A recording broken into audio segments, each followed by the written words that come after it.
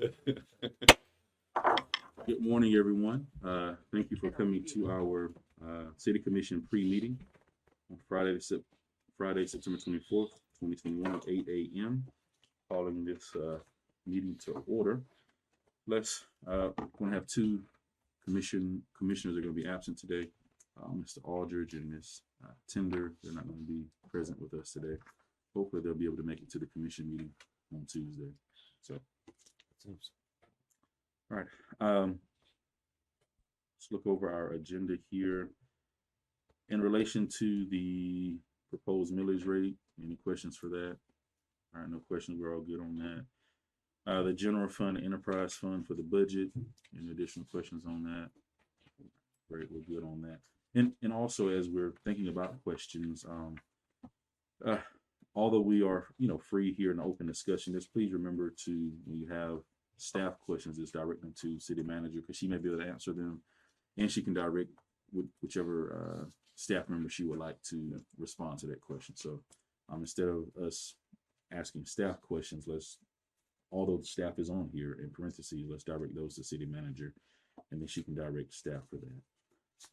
Any questions about 4A regarding the CRA budget? Questions for that? All right, so we'll have our commentary, update, reports. City attorney, is there anything we need to be privy of before the meeting on Tuesday? That's right. Anything upcoming? No. Okay. All right, great. Minutes, we did notice a couple of errors in that, and city managers getting those corrected, to have those posted. All right, now we're going to our old business. We'll be having the final reading of ordinance number 1117. And this is for the 1911 historic plat overlay. So one of the things I did for just really all of them, 11, 12, and 13, with the land ordinances, I went back and looked at, again, to sort of review what the planning board recommended or didn't recommend, as it relates to all of these. And so, as we brought up the last time, just looking at, what does the planning board recommend, and, how does that impact our decision on what we decide to do. So really, as I looked at 11, 12, and 13, and although maybe they didn't have a particular vote on all of these, some of them were just discussion, but I even looked at, okay, what did they say? How did they discuss? So it was like, as if I can remember, it's like a no, yes, no, when I look at 11, 12, and 13 from the planning board. And really, number 13, the motion failed. The motion was made and there was not a second for that on number 13. But we'll start back with number 11. I know we've gotten a lot of information on that on number 11, and have gotten some different feedback. And at our last commission meeting, we had a resident to present us with a proposal on how to actually update the historic plat overlay. So I've asked him to be here today, the city manager for him to be here today to give us a brief synopsis and explanation of his proposal. Excellent.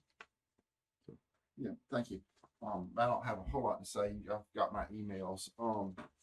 I sent an email out yesterday evening, real late. I don't know if y'all had a chance to read it, but looking back in 1997, September 97, there was no wording in the ordinance as far as even lots, odd number lots, and the actual ordinance itself, or the ULDC read that the specific additional requirements for the 1911 historic plat overlay, 1911 plat, the minimum lot area within the LDR district of the 1911 plat is 7,500 square feet. The minimum lot width is 75. A single dwelling may be constructed on a lot less than 75 feet if the parcel consists of any single lot, which was platted and recorded in the official records of the county prior to January 15, 1975. That's what the ordinance read, or the ULDC read, back in September of 97. And then in 98, February 98, 4 or 5 months later, they adopted a ULDC that had this new wording in it requiring 15,000 square feet. So there is some historical precedent to have the large or smaller lot. The only other thing that I wanted to highlight, if you do go ahead and pass this ordinance, when the planning board passed for approval, it was they had a clause in there for a 1-year moratorium before the ordinance takes effect. And I didn't see that in the ordinance as it was written and presented to you originally. So I just wanted to keep that in mind, that there was a 1-year moratorium that the planning board had included in their original part that they passed. I don't think that my issue, of course, is my father has 6 lots, so it's even number lots, which would require 15,000 square feet. But they're not side by side lots. 3 of them are side by side, and then the other 3 back up to them. So they're side by side. So they basically have 3 lots facing one road and 3 lots facing another. But because of the way the ordinance is written with the contiguous requirement that if it's even number of contiguous lots, it makes them have to be 15,000 square feet. And I don't think that was really the intent of the ordinance as it was passed, to do lots that were just addressing them side by side, not that were backed up to each other in the same block. But if anybody has any questions on any of the information I've forwarded so far, let me know. I have a question. Yeah. You, what was the square footage that you recommended for the lots? So there wouldn't be dissecting of the corner lot. It's 11,250, 11,250. which gives you basically a lot and a half. And I understand there are some issues with these 7,500 foot lots. When I looked at that 20 block area, if you read those emails that I sent you where I addressed those 20 blocks, I noticed that on the corner of Arkansas and 12th Street, the lots between Arkansas and Iowa have been already subdivided into 4 of these 75 by 100 foot lots facing 12th Street. Yep. To me, that seems like a nightmare. If I was going to build a house and try to enter and exit off of 12th Street right there, it'll be a nightmare. I understand the concerns. I certainly do on that, but that's they almost need an alley behind those houses in order. It's I can't imagine trying to enter and exit in that direction. Of course, they've not built anything on them yet. They just got them cleared. I just wanted, I knew the number. I just wanted you to say it. So it's 11,250 feet, and that would be basically a 75 foot by 150 foot lot. My next question is for the attorney. If we had to change the number to 11,250 versus 15,000, would that mean we'd have to go back to the drawing board and re first reading, second reading? Or could we just change it at this point? Right, because we're at the we've done the first reading, postponed it. So we're at the second reading now.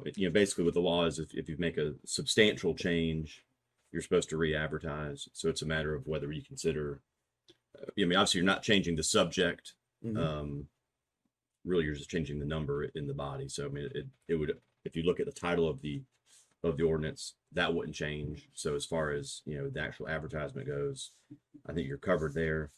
And you're not making, I guess you're making, I'm trying to think, if it's more restrictive, you'd want to go and start over and advertise it, but it sounds like you're reeling it back a little bit. So just you were changing a number. You were at 7,500, proposing to go to 15, but if you concede down and go to 11, then I think you're not making it more restrictive, making it less restrictive. And so as long as the title doesn't change, which it wouldn't, I think you're good. I mean, I don't think you'd have to re-advertise. And then obviously if you want to send it back to planning board, something like that, that's a decision you guys can make. But as far as the advertising of the ordinance, the title remained the same. So you're covered on notice. I just wouldn't go more restrictive. You can only go less. So the answer is you can move forward and change it down, but you can't make it worse. Do we need a motion or can we change it here? Well, today's just a workshop. So you're not, it would be something that when you go to the final reading, if you're just going to change a number, from 15 to 11, you would move to approve with that amendment. Somebody would have to put that in their motion. I think Mr. Bashir's saw that. I mean, I think that's a great remedy to be fair to all concerned. I mean, so. But as far as the 1-year moratorium or whatever that, it would just be the effective date. I mean, but I thought when we discussed this before, that as long as they already owned it, then this wouldn't affect them. It would only affect anything purchased after that. That would be 1975 though, right? Yeah. Well, no, just the effective The effectiveness of the ordinance. So, I mean, We never had a 1-year moratorium. That's what the planning board recommended. Right. Yeah, we never actually set a date on our Mhm. part. But I remember we had discussed this before, and I thought when we discussed it before that if they already own the property, then the current ordinance is what they could follow. But once this passed, then anybody that purchased property after that would have to follow that ordinance. No, I mean, I think whether you owned it or purchased it, I mean, it's all going to be tied to that effective date of the ordinance. So Yeah. once that becomes effective, so again, if you say it's not going to be effective for 90 days or a year, pick a date, you can still, whether you own it already or go and buy it, the rules would not apply until that effective date kicks in, whether you pick 90 or a year. Yes, with the 1 year, it wouldn't really be effective until a year from now.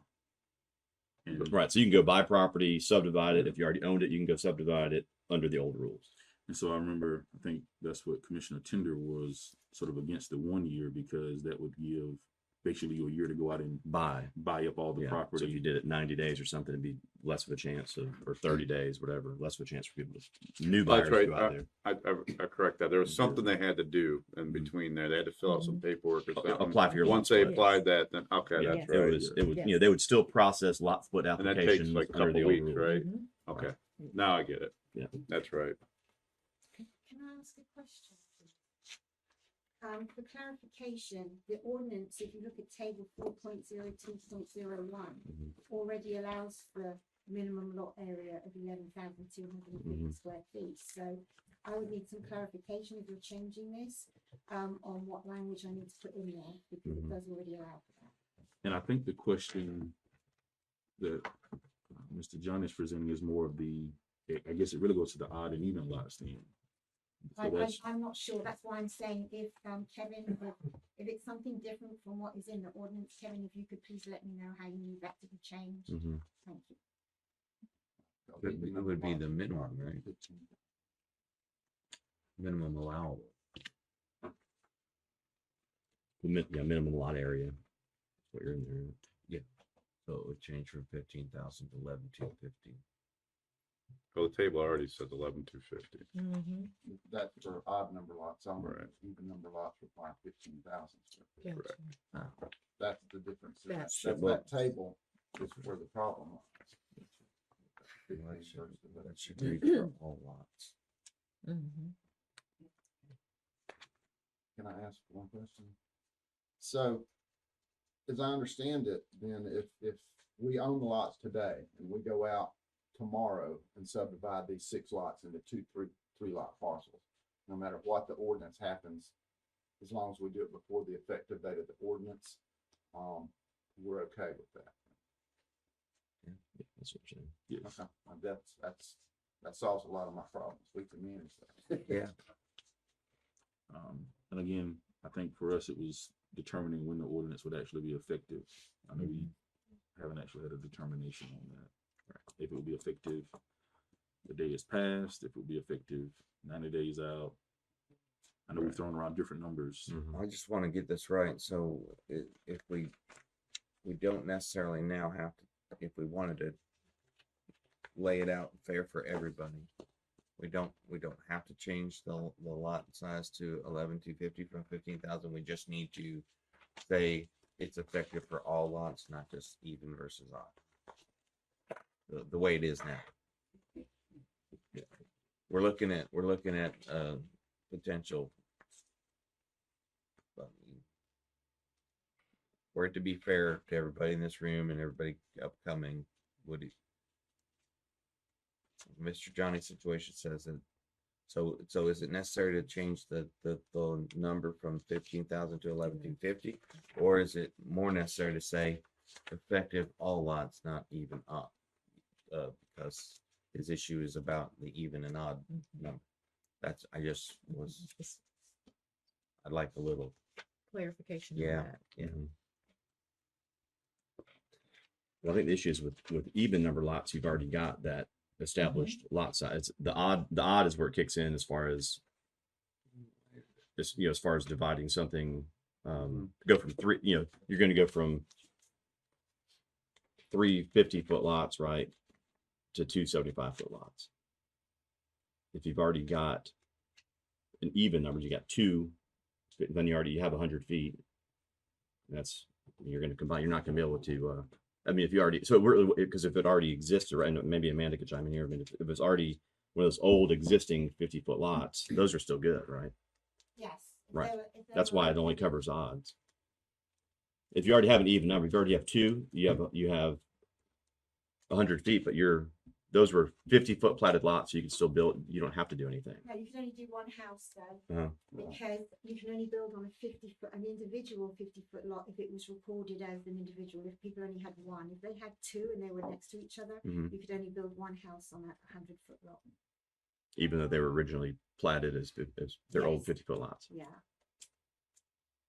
Even if you've never combined them as to one parcel That's ID. the way it reads, is that, yeah, that's why we always we've got the 1975 tax rolls Mm-hmm. to look in, because when people contact us, if they've got two side by side, they can only have one house. If they only have one, then it allows for people who only bought one way back when to still be able to build on a 50-foot lot. Otherwise, people aren't allowed, period, to build on a 50-foot lot.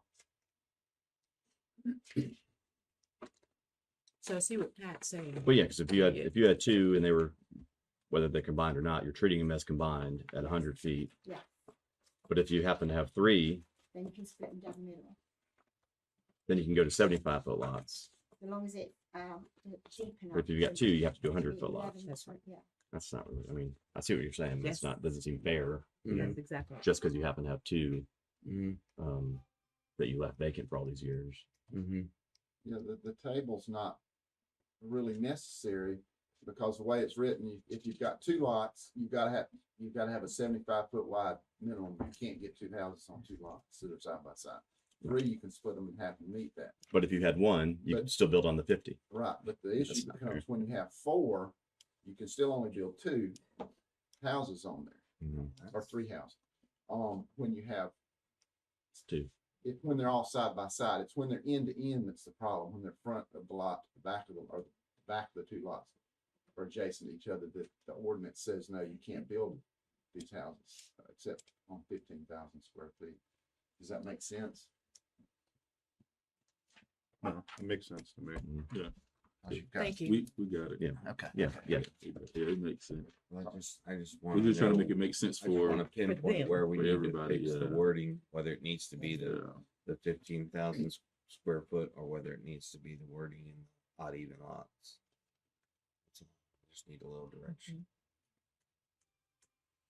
All right, or so both. I guess we'll let city attorney look into it, and Yeah, I mean, there may be more,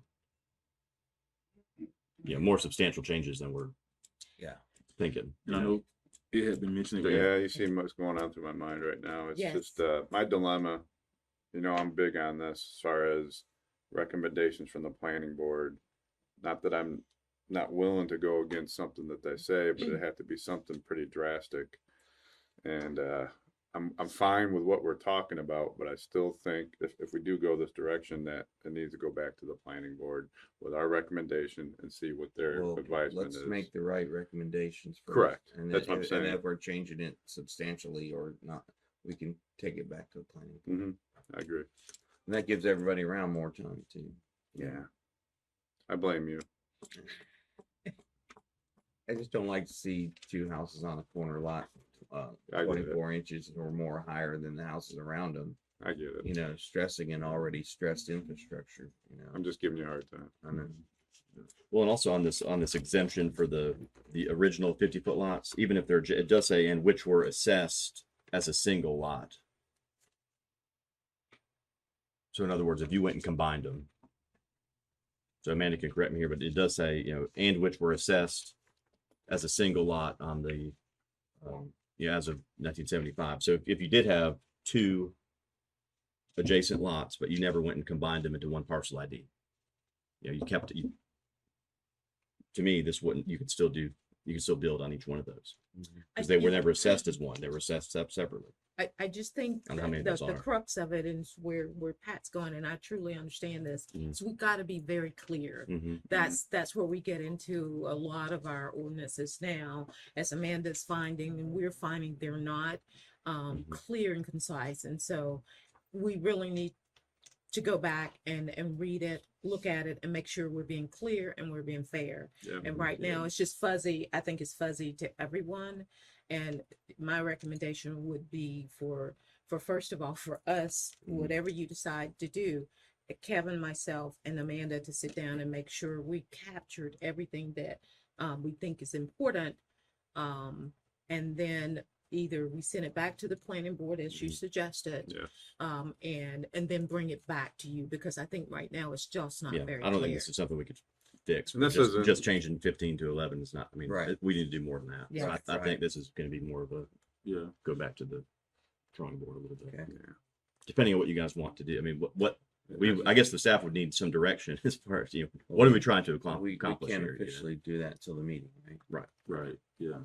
And this isn't something that's, time critical that has to That's right. happen now, that's going to That's right. cause safety or security or something like that, so. Well, when you mention time critical, it depends on the objective. If the objective is to Stop the splitting proliferation. corner lots, Yeah. then Mhm. it could be time sensitive. If that's not the objective, then it's not. But I do think it's critical that we get it right. Yeah. Mhm. Especially moving forward, because I could be an owner and I could sell this to someone else and Right. tell them that, hey, you can do X, Y, Z.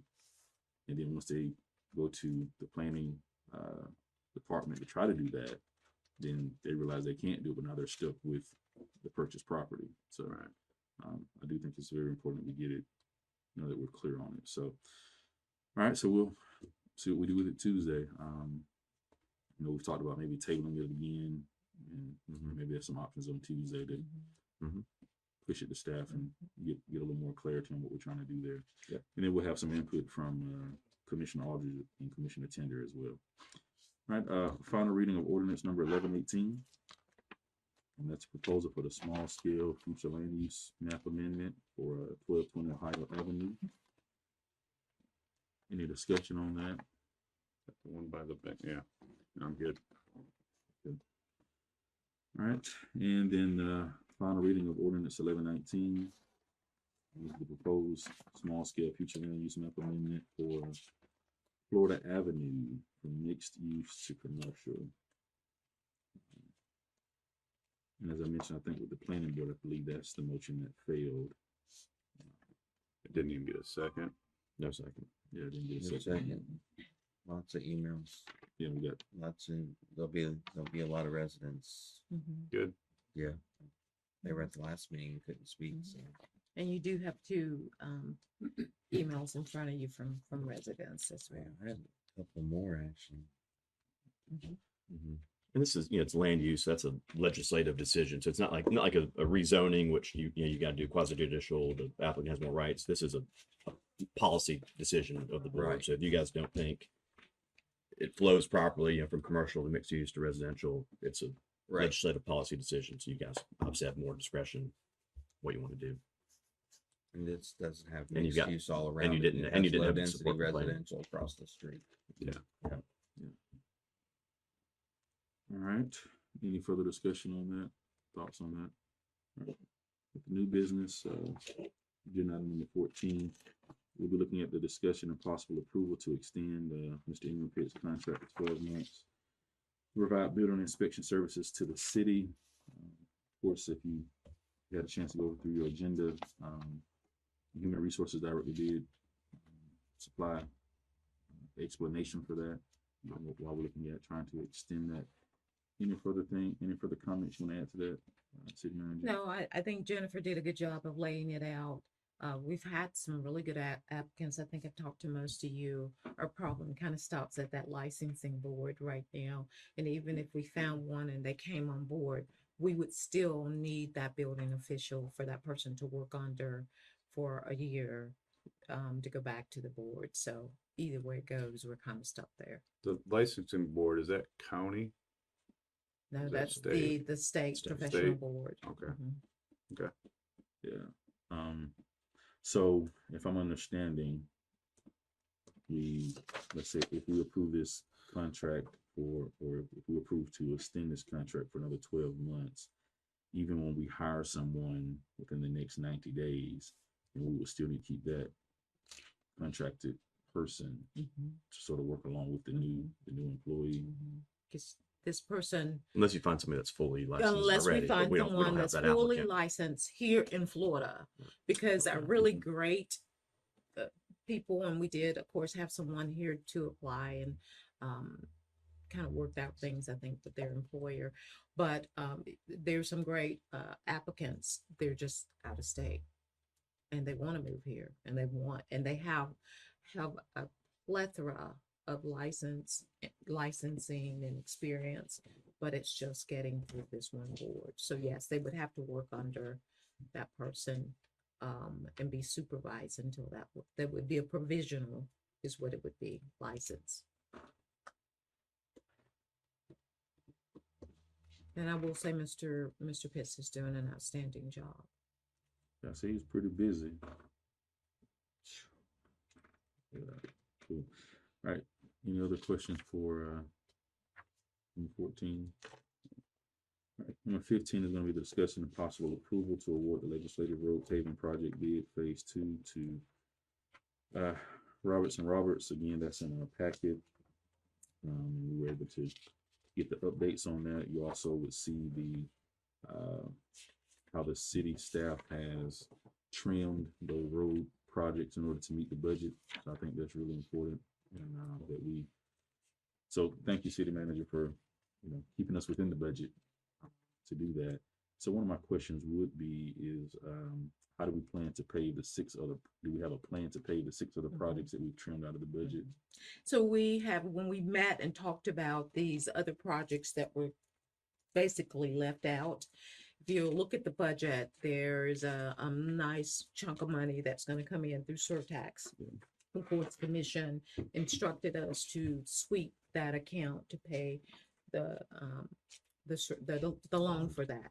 But one thing that you've done in the past, actually last year, is that you set aside some money for additional paving project, and then whatever was left, you said sweep. So that's an option to do that, to finish up those last 6 projects. We're also probably going to go after some more legislative money, but that's going to probably require match, which we would still have to use the surtax money. So that would be our plan, is to go back and utilize the surtax money to finish up those smaller ones. These that you see here are pretty major, and need to be done.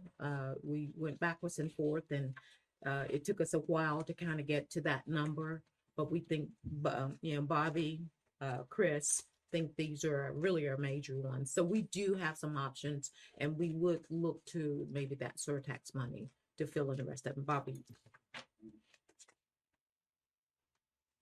Yep, just to be aware, the only catch would be is if you add the other ones, there will not be a match to those. Because Yes. we're using up our match on this program, Unless we get approved for more appropriations. which will be 23. Yes. It'll be in another Mhm. year, but so, I mean, we could add them, but we'd end up picking the whole cost for it. Mhm.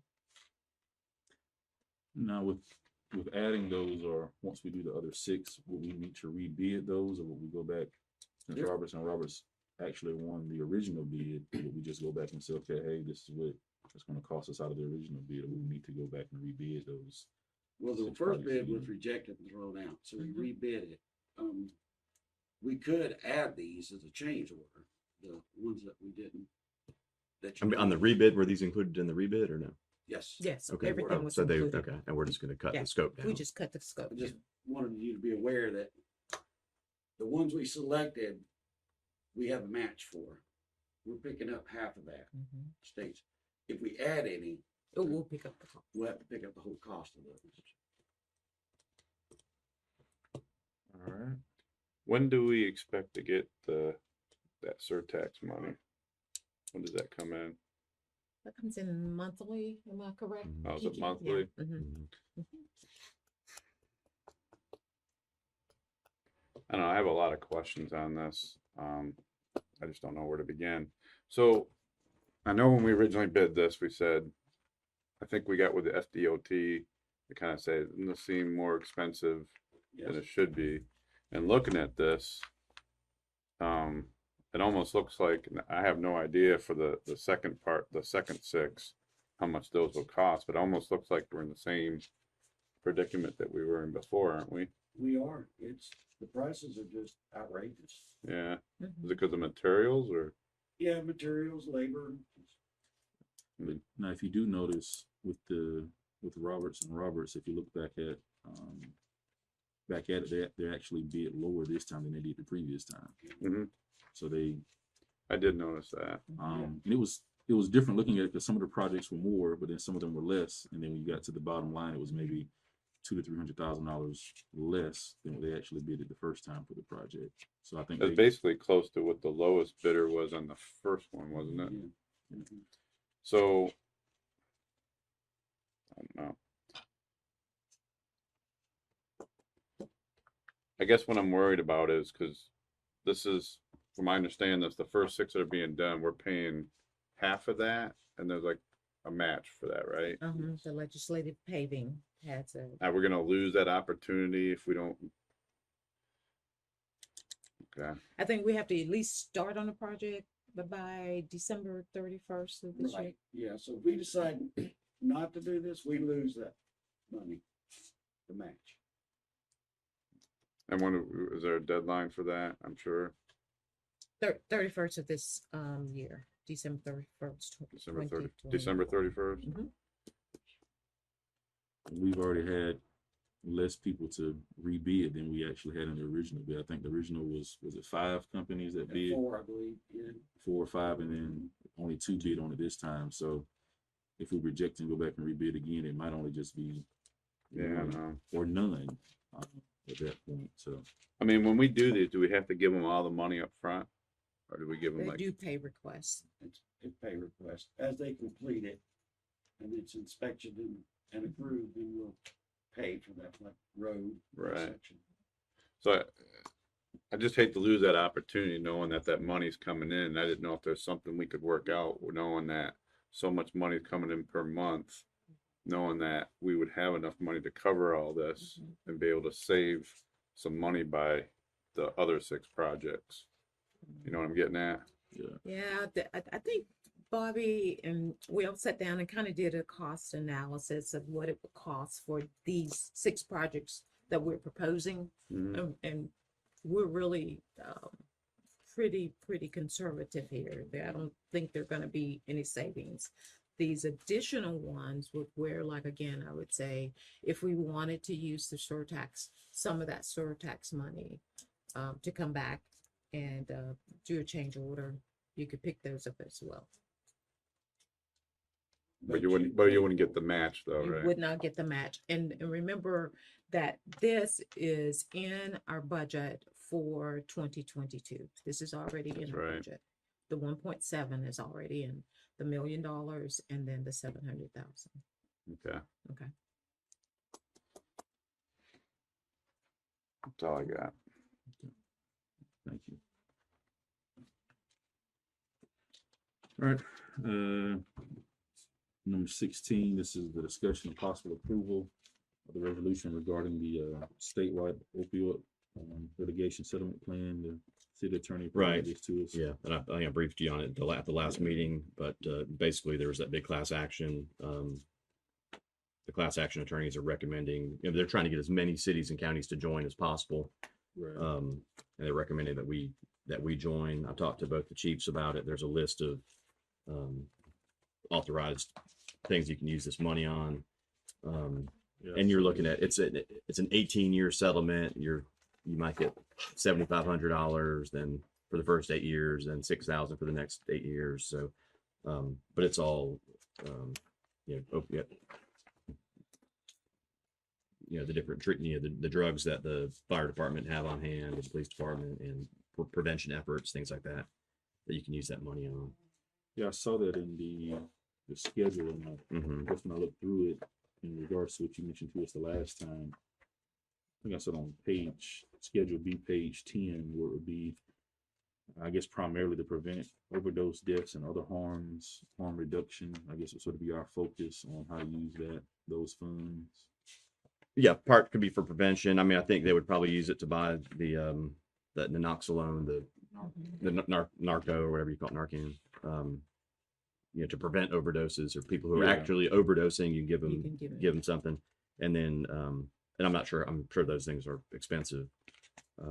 And then whatever you got left, they can use it for prevention efforts, advertise, little ad campaigns, whatever. Okay. Got it. Just They'll be able to spend the money. any further questions about that? All right, then number 17 is the setting the stormwater utility fees on the utility bill to 0. So just making sure everybody's clear that it's going to 0. So having a resolution for that. Anything on that, city manager? No, it just has to come off the bill and it has to be done by resolution as Kevin realized. All right, so that's all of our agenda. Anything for the good of the order? Anything from you, Pat? All right, well, awesome. Well, thank you guys for being here this morning and serving our citizens in our city. Thank you, everybody. Meeting adjourned.